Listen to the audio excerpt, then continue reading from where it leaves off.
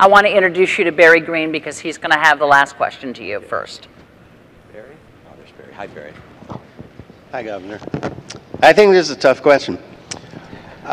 Each of you, what do you believe is the biggest misperception that the American people have about you as a man and a candidate? Using specific examples, can you take this opportunity to debunk that misperception and set us straight? Thank you. And that's an opportunity for me, and I appreciate it. In the nature of a campaign, it seems that some campaigns are focused on attacking a person rather than prescribing their own future and the things they'd like to do. In the course of that, I think the President's campaign has tried to characterize me as someone who's very different than who I am. I care about 100% of the American people.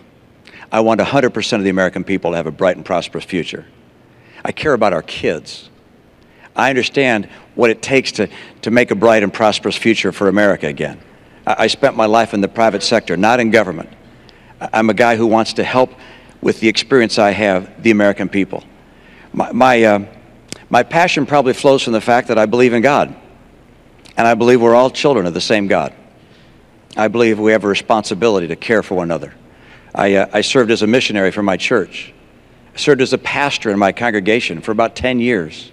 I've sat across the table from people who were out of work and worked with them to try and find new work or to help them through tough times.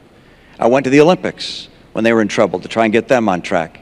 And as governor of my state, I was able to get 100% of my people insured, all my kids, about 98% of the adults.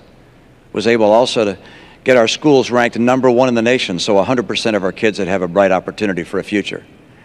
I understand that I can get this country on track again. We don't have to settle for what we're going through. We don't have to settle for gasoline at $4. We don't have to settle for unemployment at a chronically high level. We don't have to settle for 47 million people on food stamps. We don't have to settle for 50% of kids coming out of college not able to get work. We don't have to settle for 23 million people struggling to find a good job. If I become president, I'll get America working again. I will get us on track to a balanced budget. The President hasn't. I will.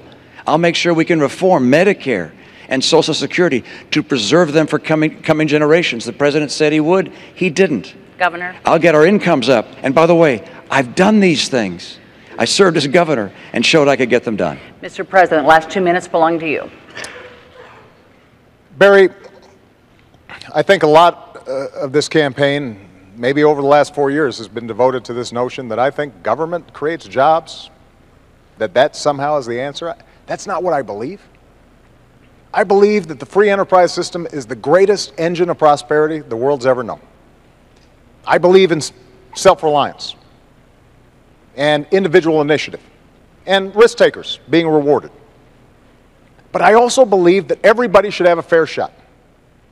And everybody should do their fair share. And everybody should play by the same rules. Because that's how our economy has grown. That's how we built the world's greatest middle class. And that is part of what's at stake in this election. There's a fundamentally different vision about how we move our country forward. I believe Governor Romney is a good man. Loves his family, cares about his faith. But I also believe that when he said behind closed doors that 47% of the country consider themselves victims who refuse personal responsibility, think about who he was talking about. Folks on Social Security who've worked all their lives. Veterans who've sacrificed for this country. Students who are out there trying to hopefully advance their own dreams, but also this country's dreams. Soldiers who are overseas fighting for us right now. People who are working hard every day, paying payroll tax, gas taxes, but don't make enough income. And I want to fight for them. That's what I've been doing for the last 4 years, because if they succeed, I believe the country succeeds. And when my grandfather fought in World War II and he came back and he got a GI Bill and that allowed him to go to college, that wasn't a handout.